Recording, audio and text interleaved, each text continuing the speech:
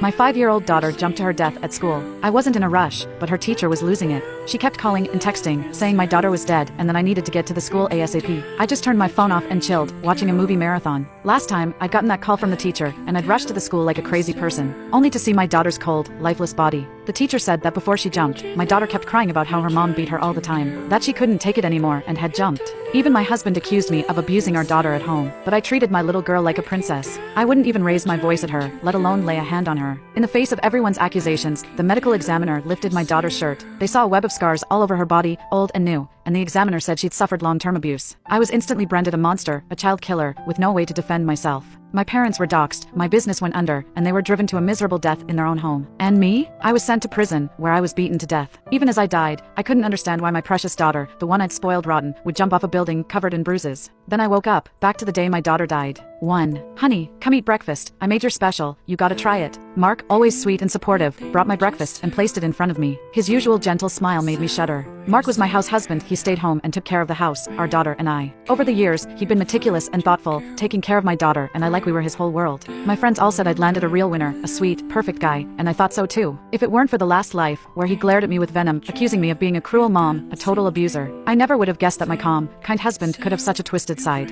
Hey, are you okay? You're spacing out. Gotta eat. Mark waved his hand in front of my face. I suppressed my doubts and anger and sat at the table. I looked at my daughter across from me, sipping her milk. My eyes welled up. It was today. After she ate and went to school, she jumped. And the last time, all I'd seen was my daughter's body. I'd held her, crying until I was numb. But the teacher had pointed at me, telling me to stop faking it. I was clueless. She'd said my daughter jumped because I was always beating her. She claimed that my daughter had even said she'd rather die than go home. When I went to defend myself, Mark rushed to school. I expected him to stand up for me, clear my name, but instead, he turned red-faced and cursed me out in front of everyone. Ever since I came into your house, it's been nothing but beating and yelling. You never treated me like a human being. I took it all for our daughter. I said, treat me however you like, but why did you have to hurt our daughter like that? I begged you so many times. Why did you have to push her to this? Mark's words were filled with venom and tears, painting me as a monster who loved to abuse people. My explanations were drowned out by the crowd's shouts. Then, the medical examiner came to inspect the body, revealing the scars. Old and new, covering her little body. The examiner immediately said that these scars were from long-term abuse. Even a tiger doesn't eat its cubs. This woman is worse than an animal. People like her don't deserve a husband or children. They don't deserve to live.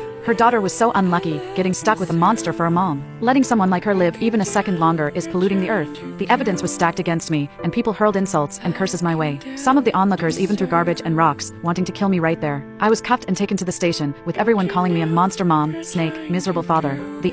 Click the link in my profile to watch the exciting follow-up.